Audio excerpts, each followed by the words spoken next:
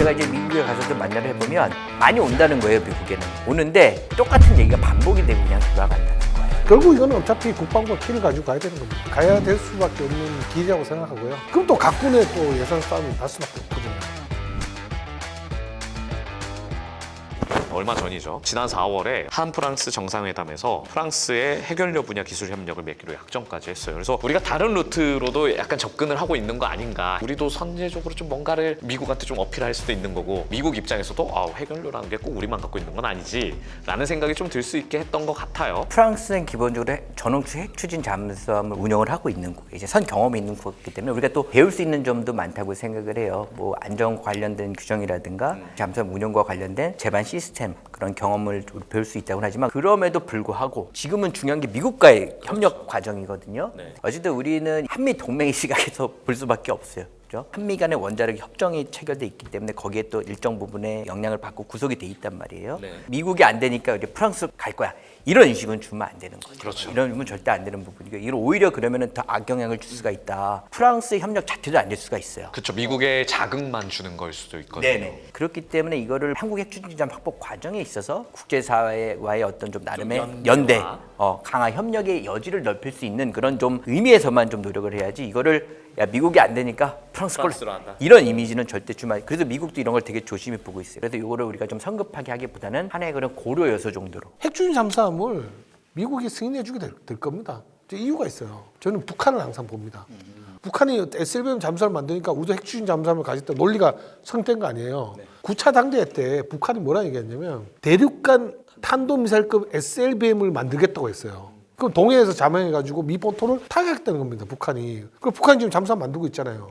약간 프랑켄슈타인 같은 기괴한 이제 모습은 좀 기괴하죠. 8,000톤급 가까이 되는 큰 잠수함, 그것도 큰 거예요. 물론 그게 러시아 기술이 들어갔는지 알 수는 없지만, 아니 북한이 동해상에서도 미 본토를 타격할 수 있는 ICBM급 SLBM을 개발한다는데 미국 왜 안 해주겠습니까? 북한이 핵잠수함을 만들면 우리가 디젤 잠수함을 따라낼 수가 없어요. 추적을 못합니다. 지금 정말 중요한 말씀을 해주셨는데, 여기 제가 하나 또 미국의 시각을 좀 말씀드릴 필요가 있을 것 같아요. 이제 뭐냐면 미국 해군 관계자들이나 안보 관련 분야의 전문가들은 저한테 물어보는 게, 지금 이제 한국이 주장하는 북한의 수중 전력, 그 SLBM 능력에 대응하기 위한 수단으로 핵추진 확보 논리는 좀 약하다. 미국이 볼 때 이게 무슨 말이냐면, 북한의 잠수함정이라는 거는 노후화되고 한반도 연안해역에서 주로 작전을 많이 한단 말이에요. 그렇다 보면 과연 그 핵추진 잠수함의 효용성이 좀 부합하느냐. 차라리 그럴 거면은 고가 핵추진 잠수함보다는 좀 진화된 디젤 잠수함을 여러 척 운영을 해서 연안에서만 작전하는 게 효과적인 방안이 될 수 있다. 더 효율적일 수 있다. 그런 논리가 진짜 나와요. 그 얘기를 하시더라고요. 북한의 SLBM 능력을 억제하는데 굉장히 효과적인 수단은 맞지만 이게 절대적인 논리가 돼서는 안 된다. 더 중요한 건 뭐냐면, 추진 잠수함은 기본적으로 오랜 기간 장악을 하면서 작전 반경이 획기적으로 늘어나요. 엄청 늘어나죠. 이제 미국이 과거 같지가 않잖아요. 과거에는 전 세계 해역에서의 안정적 해안보 지수를 자국의 전략 자산을 주기적으로 보냈어요. 근데 이제 내부적으로 경제적 상황도 어려워지고 유지 보수도 안 되니까는 과거처럼 정기적으로 자국의 전략 자산을 전개를 시키기 못해. 그럼 그러한 부분들도 어떻게 보면은 동맹 파트너들이 역할을 해주길 원하는. 분담을 해주길 바라고 그렇죠. 있잖아요. 미국으로부터 우리가 좀 지지와 동의를 받는 역전략을 좀 지혜롭게 좀 펼쳐야 될 부분이 있을 것 같고요. 말씀하신 것처럼 우리도 이제 처음 해보잖아요. 지금까지는 디젤 잠수함만 운영하기 때문에 디젤 잠수함 운영과 관련된 전략적 작전 수전의 역할, 운영 개념만이 좀 초점이 맞춰져 있어요. 지금부터는 우리가 봐야 될 게 뭐냐면, 한국의 핵추진 잠수함에 들어왔을 때 이거를 과연 어떤 목적으로, 어떤 작전 전략적 수준에서 운용할 것인지에 대한 세부적인 검토가 필요한 단계인 거죠. 그런 부분을 위해서 저도 좀 많이 고민을 하고 있는 단계에 있고요. 좀 유의미한 이야기들이 좀 본격적으로 좀 진행되는. 뭐 외교부라든가 국방부, 또 이제 해군과 같은 각 유관 기관 부대에서 핵추진 잠수함 확보를 위한 뭐 TF를 구성해서 자구적인 노력을 기울이고 있어요. 물론 이런 부분도 의미가 있습니다. 왜냐하면 각 부서가 가지는 전문성이 있기 때문에 전문성에 특화된 논리를 만들어가는 것도 중요하지만 총체적인 국력이 직결돼야 되는 사업인 거예요. 외교, 안보, 기술 모두. 이 말인즉슨 이거는 좀 이 사업을 총괄할 수 있는 범정부 차원의 사업 추진단이 빨리 구성이 돼야 된다. 그래서 저는 최소한 이게 어떤 특정 부서에만 이 정권을 주는 것이 아니라 총괄할 수 있는 범정부体를 만들어서 거기 모든 정권을 줘야 된다고 생각을 하고요. 이게 저는 최소한 뭐 이제 국무총리, 대통령이 아예 위원장으로 TF에 딱 오셔서 구성이 되는 그런 범정부 TF가 구성이 돼야지만 미국이 바라볼 때도 그 받는 인상과 영향력은 더 클 수밖에 없어요. 진짜 신경 쓰는구나. 진짜구나. 그게 좀 되게 중요한. 제가 이제 미국에 가서도 만나를 해보면 많이 온다는 거예요. 미국에는 오는데 똑같은 얘기가 반복이 되고 그냥 돌아간다는 거예요. 의미 있는 진전보다는 진전보다는 계속 그냥 데플이 되는 예, 거죠. 되고 부처마다 또 보이지 않는 벽이 있거든요. 이런 벽도 없애야 되고 이게 효율적으로 일관되게 가기 위해서는 최소한 빠른 시간 내에 뭐 대통령 또는 국무총리 직속의 범정부 TF가 구성이 돼서 일관되게 일사불란하게 한 목소리로 가야 된다. 박사님도 말씀 잘 주셨지만 결국 이거는 어차피 국방부가 키를 가지고 가야 되는 겁니다. 국방부가 일단 주도권을 확실히 아니 잡으면서 국방부밖에 관심이 없다니까 이게. 제가 말씀드렸잖아 범정부 만들어놔도 이게 예 그게 그래요 그게. 저 끌고 나가야죠. 예, 그 외교부는 외교적 성과로 할 수는 있죠. 그 산업부라면 뭐 산업과 연계되는 분야도 있어야 되잖아요. 저 뭐 원자로라든지. 예, 원자로지. 그래서 그런 걸 좀 찾아야 된다는 거예요. 사실 이제 그 핵추진 잠수함 얘기가 나오고 나서 계속 나왔던 얘기가 우리 원래 핵추진 잠수함 사실 준비하고 있었다. 그러니까 우리는 금방 만든다 이런 의미인 것 같아요. 저는 좀 아닌 것 같습니다. 저는 지금 계속 가능성만 몇십 년 동안 얘기하고 있는 것이고 그 우리가 아주 잠수함을 지금 장보고 배치 2까지 나왔으니까 배치 3를 핵 잠수함을 간다는 건가 아니면 장포가 나온다는 건가 그것도 아직 결정된 것도 없어요. 저 지금. 얘기가 좀 많죠. 네, 근데 국내는 이제 8,000톤급 이상의 건조설이 없는 상태에서 우리가 너무 지금 이게 당장 내일같이처럼 얘기하는 거는 좀 어려울 것 같고 해군 입장에서 문제는 뭐냐면 저도 이제 지난 12월에 거제도를 가서 이제 장보고 3, 배치 2, 3분함 들어갔더라고요. 이제 건조에. 올해 후반기 되면 거의 윤곽 나올 거예요. 따지고 보면 내년 초쯤 되면 거의 끝나면 그 다음에 뭐 하죠? 그러니까.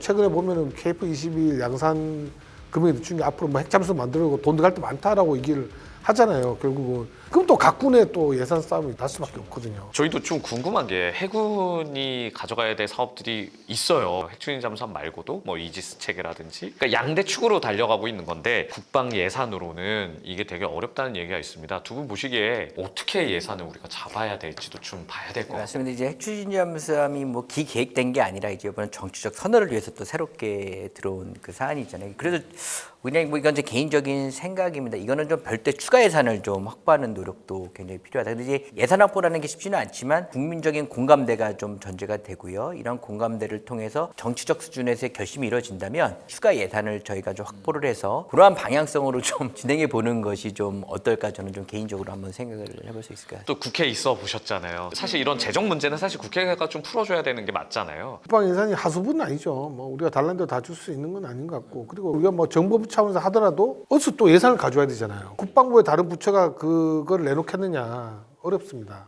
우리가 과거에 뭐 경항공무원 만들 때 그런 각군의 어떤 첨예한 이해관계도 있었고 최윤희 의장님께서 또 23 세척을 또 추가 건조를 승인하면서 그때 당시에 육군과 그 공군 쪽에서도 뭐 말이 많았어요. 해군 예산으로 해라. 이것도 그 가능성은 없죠. 약간 논란이 촉발될 수 있는 그런 계기가 될 수 있군요. 근데 우리가 너무 지금 말을 많이 해요. 이렇게 하면 되겠지라고 말을 많이 하는데 좋지 않습니다. 핵잠수함 만들면서 핵무기 만드는 거 아니야? 이런 의심의 눈초리도 있고 비닉 사업들은 정말 조용히 가야 된다. 이런 생각이 들어요. 뭐 예, 좀 막막한 상황이긴 합니다. 그럼에도 불구하고 질문은 남아 있습니다.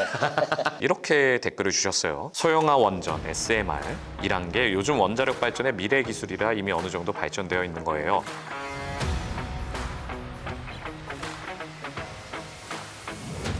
하지만 이 원전은 육지 사용으로 만든 거라 흔들리는 잠수함에서 사용하려면 추가 기술이 필요한 걸로 알고 있습니다. 라고 이렇게 네티즌분들이 워낙 좀 많이 하시는 것 같아요. 대형 원자로를 소형화시킨 거라고 보시면 될 것 같아요. 말 그대로 모듈식 SMR이잖아요. 그 Small Modular Reactor. 뭐 이거를 모듈 형식으로도 소형화를 시켜서 뭐 이렇게 전력 발전을 위한 다양한 용도로 좀 민간 분야에서 사용을 하고 이거를 이제 말 그대로 잠수함에다가 이제 넣겠다는 거예요. 근데 이게 잘 봐야 되는 게 대부분이 그 지상 기반의 SMR 안정적인 여건 속에서 일정한 출력을 갖고 전력이나 열을 발생시키는 그런 SMR에는 굉장히 저희가 특화되어 있고 경험이 많다고 하지만 해상에서 잠수함용으로 쓰는 SMR은 또 다른 전문성이 필요한 부분. 왜냐면 해상이라는 거는 이게 지상처럼 고정된 안정적인 영역이 아니라 뭐 움직이기도 하고 상황에 따라서 출력을 자유자재로 운용할 수 있는. 그러니까 이게 굉장히 좀 지속성과 안정성이 담보가 돼야 되는 SMR 능력이 필요한 건데 SMR 능력을 갖고 있느냐는 좀 더 저희가 한번 좀 면밀하게 볼 필요가 있다고 생각이 들고요. 핵추진 잠수함을 자체적으로 건조할 수 있는 능력이 있느냐 이게 핵심인 거거든요. 지금까지 우리가 디젤 잠수함은 뭐 워낙 우리가 지금 경험도 많이 잘 만드는데 핵추진 잠수함은 또 완전 다른 얘기인 거예요.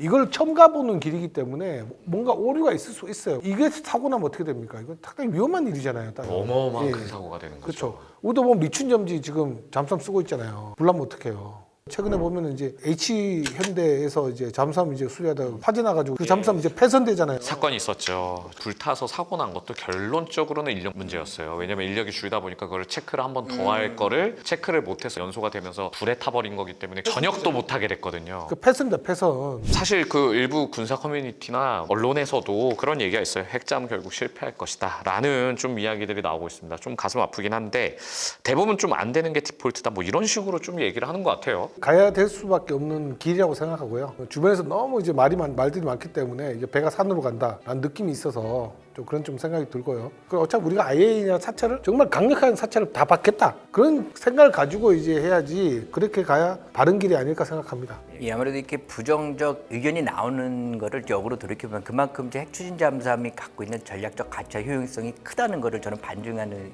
거라고 생각을 해요. 그렇기 때문에 또 확보 필요성은 더 커질 수밖에 없다고 생각을 하고요. 무엇보다 중요한 거는 미국과의 굉장히 밀접한 협의 과정입니다. 그래서 실질적으로 미국의 지지와 동의가 되게 필요한 부분이거든요. 그들이 요구하는 생각하는 방향성에서 우리가 좀 면밀하게 솔직하게 얘기를 해야 돼요. 협의를 통해서 조율할 수 있는 부분은 조율을 하고 또 때로는 우선순위를 봐서 내려야 될 부분은 내려놓을 필요가 있다고 생각을 합니다. 작년 에이펙 때 저도 굉장히 충격을 받았는데요. 앞으로도 계속 핵추진 잠수함이 잘 진행될 수 있는 모습들을 저희가 여러분들에게 알려드릴 수 있도록 노력하겠습니다. 오늘 방송 도와주셔서 정말 감사합니다.